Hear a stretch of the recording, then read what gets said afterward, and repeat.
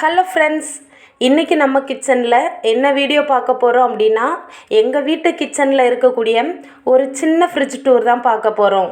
Fridge tour அப்படின்னா நீங்கள் உடனே பெரிய அளவில் டபுள் டோர், ட்ரிபிள் டோர் அந்த மாதிரி ஃப்ரிட்ஜுன்னு நினைக்காதீங்க.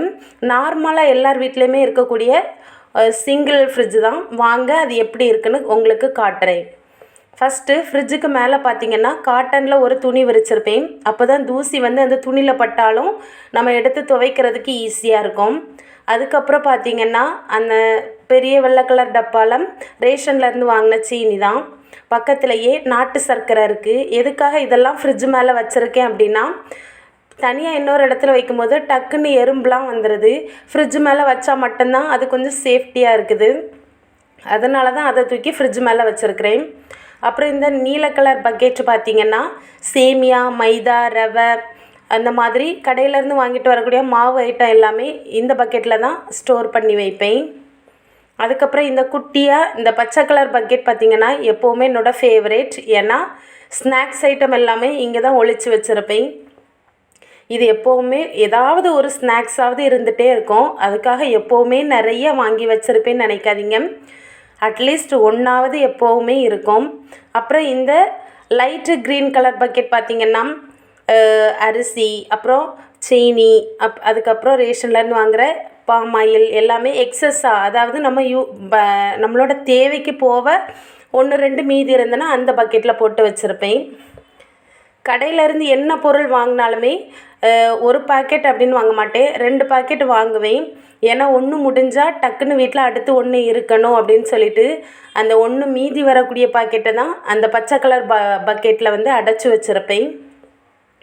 அதுக்கப்புறம் இப்போ ஃப்ரிட்ஜுக்கு உள்ளே பார்க்கலாம். ஃப்ரிட்ஜுக்கு உள்ளே பார்த்திங்கன்னா சைடில் எல்லார் வீட்லேயுமே நிறைய கூல்ட்ரிங்க்ஸ், சாக்லேட் அந்த மாதிரிலாம் இருக்கும். ஆனால் எங்கள் வீட்டில் கொஞ்சம் வித்தியாசமாக sunrise, nail polish, nail remover இந்த மாதிரி வச்சுருப்பேன். ஏன்னா இதெல்லாம் வெளியே வச்சோடனே அப்படி கெட்டியாயிருது. ஆனால் ஃப்ரிட்ஜில் வச்சா அந்த கூலிங் தன்மையில் அது இன்னும் கொஞ்சம் ஃப்ரீஸ் ஆகாமல் அது எப்போவுமே மெல்ட்டிங்லேயே இருக்குது. எடுத்து நகத்தில் போடும்போதும் ஈஸியாகவே இருக்குது. அப்புறம் பார்த்திங்கன்னா நல்ல மிளகு, இந்த டப்பாவில் என்னென்னா வறுத்து அரைச்ச சின்ன ஜீரகத்தூள். அப்புறம் இதில் பார்த்திங்கன்னா சுக்கு மல்லி இருந்த டப்பா தான். அதில் இப்போ குடிமிளகு பவுடர் அரைச்சி வச்சுருக்கிறேன். இதெல்லாம் எதுக்காக நான் வெளியே வைக்கிறதில்ல அப்படின்னா, வெளியே வச்சா டக்குன்னு 1 மாதத்துக்குள்ளே வண்டு வர ஆரம்பிச்சிருது. குட்டி குட்டி வண்டு, புழு அந்த மாதிரி. அதுக்காக ரொம்ப நாளாகவும் நான் ஃப்ரிட்ஜில் வைக்க மாட்டேன். அந்த எக்ஸ்பைரி டேட்டு பார்த்து தான் யூஸ் பண்ணிகிட்ருப்பேன். அதுக்கு முன்னாடியே வண்டு, புழு வரக்கூடாது அப்படிங்கிறதுக்காக தான் ஃப்ரிட்ஜில் ஸ்டோர் பண்ணி வச்சுருக்கேன். அப்புறம் இதை பார்த்திங்கன்னா தனித்தனியாக பிரித்து வச்சுருப்பேன். ஒரு சைடு ஃபுல்லாக ஓப்பன் பண்ண மசாலா பாக்கெட், ஒரு சைடு ஃபுல்லாக புதுசாக வாங்கின மசாலா பாக்கெட். அப்போ தான் எனக்கு எது தீர்ந்துருக்கு எது தீரலை அப்படின்னு ஈஸியாக கண்டுபிடிக்க முடியும். உங்கள் வீட்லேயும் நீங்கள் இந்த மாதிரி எல்லாமே கொலாப்ஸ் பண்ணி வைக்காமல் இந்த மாதிரி நீங்கள் அரேஞ்ச் பண்ணி வச்சிங்கன்னா உங்களுக்கு எடுக்க ஈஸியாக இருக்கும். அப்புறம் இந்த குட்டி பக்கெட்டில் பார்த்திங்கன்னா வீட்டிலே அரைச்சா மல்லித்தூள் தான் இருக்குது. அப்புறம் அந்த சில்வர் டப்பாவில் மிளகாய்த்தூள். இது அங்கன்வாடியில் கிடைக்கக்கூடிய சத்து மாவு இருக்குது. ஏன்னா டெய்லி நம்ம இதை வீட்டில் யூஸ் பண்ணுறோமான்னு தெரியாது. எப்போயாவது ஒருக்கா கூழோ இல்லை பாயாசம் இல்லைன்னா கொழுக்கட்டை மாதிரி ஏதாவது எப்போயாவது ஒருக்கா தான் செஞ்சு சாப்பிடுவோம். அதுக்காக தான் ஃப்ரிட்ஜில் ஸ்டோர் பண்ணியிருக்கிறேன். அப்புறம் இந்த பெரிய டப்பாவில் பார்த்திங்கன்னா நவதானிய மாவு இருக்குது. இந்த மாதிரி மாவு ஐட்டம், மசாலா ஐட்டம் தான் என்னோடய ஃப்ரிட்ஜில் அதிகமாகவே இருக்கும். அதுக்கப்புறம் பார்த்திங்கன்னா இது நன்னாரி சர்பத் எப்போவுமே எங்கள் வீட்டில் இருக்கும். ஏன்னா எங்கள் வீட்டில் லெமன் ட்ரீ இருக்கிறதுனால எப்போவுமே லெமன் இருக்கும். அதனால் லெமன் இருக்கிறதுனால சர்பத் அடிக்கடி வாங்கி வச்சுருவேன். அப்புறம் இது ஃப்ரீசரில் பார்த்திங்கன்னா ஒரே ஒரு ஐஸ்கிரீம் டப்பா மட்டும் இருக்குது. அப்புறம் இதை பார்த்திங்கன்னா ஒரு ஜெல் பேக். நமக்கு எந்தெந்த இடத்துல பெயின் இருக்குதோ அதில் இந்த பேக் வச்சு நம்ம ஒத்தடம் கொடுத்தோம்னா வீக்கம் குறைஞ்சிரும். அப்புறம் இந்த பாக்ஸ்லலாம் எதுவுமே இல்லை. அப்புறம் இதை பார்த்திங்கன்னா கரம் மசாலா. எல்லாமே வீட்டிலையே திரிக்கிறது. கரம் மசாலா, சின்ன ஜீரகம், மல்லித்தூள் எதுவுமே கடையில் வாங்க மாட்டேன். அதனால் வீட்டிலையே அரைக்கிறதுனால கொஞ்சம் நிறையவே அரைச்சிப்பேன். அதை தேவைக்கு வெளியே எடுத்து வச்சுட்டு மீதியை ஃப்ரிட்ஜில் ஸ்டோர் பண்ணிடுவேன். அப்புறம் இந்த டிஃபன் பாக்ஸில் பார்த்திங்கன்னா எங்கள் அம்மா செஞ்சு கொடுத்த ஊறுகாய் தான். நார்த்தங்காய் ஊறுகாய் டேஸ்ட் ரொம்ப நல்லாயிருக்கும். அது வந்து வெளியே கொஞ்சம் எடுத்து வச்சுருக்கிறேன், மீதியை ஃப்ரிட்ஜில் வச்சுருக்கிறேன். தேவைக்கு எடுத்து சூடு பண்ணிவிட்டு அதுக்கப்புறம் தான் சாப்பிடுவோம். அப்புறம் இந்த பாக்ஸில் வந்து பச்சை மிளகா, உடச்சி வச்ச தேங்காய், இது எல்லாமே எல்லார் வீட்லேயும் மாதிரி தான் இருக்குது. முருங்கைக்காய் இந்த மாதிரி.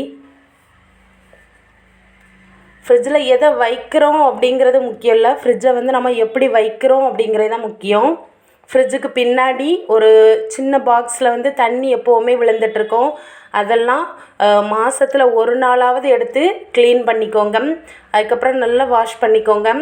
உங்களுக்கு வாரம் ஃப்ரிட்ஜு க்ளீன் பண்ண முடியாட்டும் மாதத்தில் ஒரு நாளாவது கொஞ்சம் ஏதாவது ஜெல் இல்லைன்னா லிக்யூடு ஊற்றி ஒரு காட்டன் துணி வச்சாது ஃப்ரிட்ஜை வந்து க்ளீன் பண்ணிக்கோங்க. எதுக்காக அப்படின்னா இந்த காலகட்டத்தில் நாம் எல்லாருமே மீன், சிக்கன், பால், குழந்தைங்களுக்கு கொடுக்கக்கூடிய திங்ஸ் எல்லாமே ஃப்ரிட்ஜில் தான் ஸ்டோர் பண்ணுறோம். நாம் வந்து ஃப்ரிட்ஜை எந்தளவு சுத்தமாக வைக்கிறோமோ அந்தளவு நம்ம குழந்தைங்களுக்கு அது வந்து ரொம்ப ஹைஜீனிக்காக இருக்கும். அப்புறம் இதை பார்த்திங்கன்னா இதுதான் எங்கள் வீட்டு மரத்தில் காய்ச்ச லெமன். அது எப்போவுமே ஃப்ரிட்ஜில் 1/2 கிலோ 1 கிலோ ஸ்டோர் பண்ணி இருக்கும். ஏன்னா சீசன் டைம் வந்து மரத்துலேருந்து நிறைய விழும்.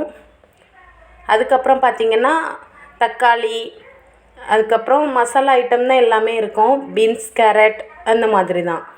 அதுக்கப்புறம் ஃபைனலாக பார்த்திங்கன்னா ஃப்ரிட்ஜுக்கு அடியில் உள்ள அந்த ஸ்டாண்டில் பார்த்திங்கன்னா கோதுமை மாவு எப்போவுமே இருக்கும். ஒரு பெரிய பக்கெட்டில் ரேஷன்லேருந்து கோதுமை வாங்கிட்டு வந்து ரைஸ் மில்லில் கொடுத்து திரிச்சிட்டு அப்படியே கொண்டு ஃப்ரிட்ஜில் வச்சுருவேன். தேவைப்படுறது இப்போ நாளைக்கு சப்பாத்தி எடுத்து போடணும் அப்படின்னா இன்றைக்கி நைட்டு ஃப்ரிட்ஜிலேருந்து கொஞ்சம் மாவு எடுத்து வெளியே வச்சுருவேன். ஏன்னா நம்ம 5 கிலோ 6 கிலோ அப்படி திரித்து வைக்கும்போது வெளியில் வச்சா ஒரு மாதத்துலேயே வந்து அது வந்து புழு வர ஆரம்பிச்சிடும். இப்படி ஃப்ரிட்ஜில் வைக்கிறதுனால கொஞ்ச நாள் வந்து அது வந்து தாக்கு பிடிக்கும். அதுக்கப்புறம் இந்த கவரில் பார்த்திங்கன்னா புளி இருக்குது. புளியுமே அதே மாதிரி தான்.